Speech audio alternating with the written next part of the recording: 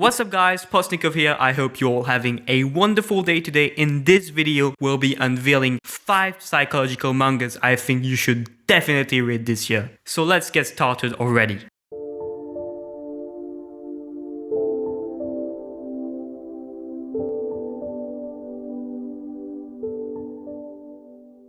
So the first manga on this list is the most recent one and probably the most promising too. Its name is Saihate Ni Madou, and here is a quick summary of the story so far. After his little sister got raped and killed herself, a teenage boy took revenge and killed her rapist in return. 7 years later, the boy is released from prison, determined to kill himself due to insufferable guilt. But then he's confronted by the rapist's daughter. This manga is a dramatic tale of guilt and atonement. Its panels are extremely impactful, the art is amazing, and to me this can be one of the most messed up manga, but also one of the best because it deals with trauma, PTSD, and relationship in a way that is pretty rare to see in mangas this year.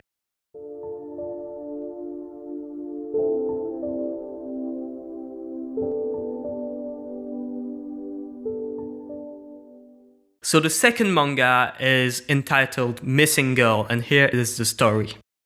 Ryuhei works at a rundown factory, sets out on a journey to accomplish the things he has left undone in his life. He plans on killing himself at the end of this journey, and by his side is an innocent girl. This is a messed up and final story of a man who has never made a decision for himself and a troubled runaway girl. I find this manga nice because it's bleak but goofy at the same time. The art is wonderful and the premise is quite interesting, to be honest. What are they going to do, their relationship, and the way it evolves is something I'm looking forward to see. The link is in description as always.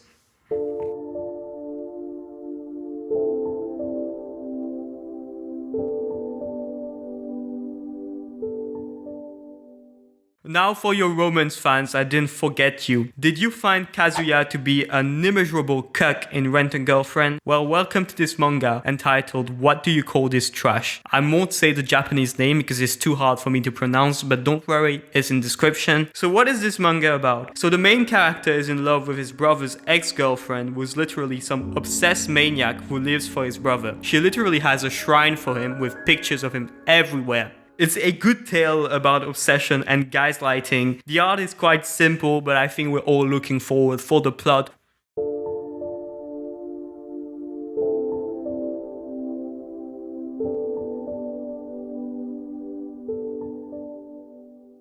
Now, for those of you who enjoy revenge plots, I think you'll be pleased with this one. No Danzai is a manga that was recently published in June. It tells the story of Maria, a mother, taking revenge on those who pushed her son to kill himself. It is pretty damn gore and bleak, but it looks to be a promising read for those avid of thrills. The art is quite nice and the revenge is straight to the point this time, so hopefully it won't get dragged on for too long. For those who like gore stuff, violence, revenge, psychological violence, you'll be in because it has all of this and it is not censored in any way.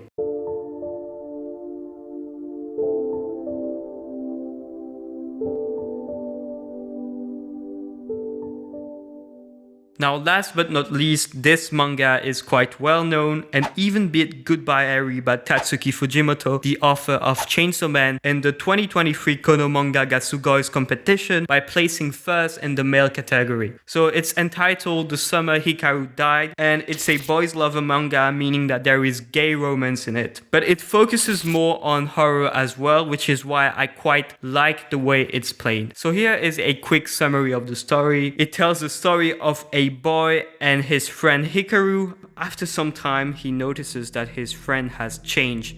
During the summer, Hikaru died and an entity took over his body. What is this entity? It's a monster. To me, this is one of my favorite horror manga. Even if it's boys lover, I don't really mind because I love the way it deals into the psyche of what a monster could be. It's very nuanced in the way it approaches this fact, and the relationship between human and monster inhabiting a body is interesting. So guys, that was it for this little compilation of mangas based on psychological horror, psychological themes. I hope you liked this video. As always, see you on Thursday for my Jujutsu Kaisen review with the funny compilation that made 100,000 views. I'm really happy for it, by the way. Thank you and see you then.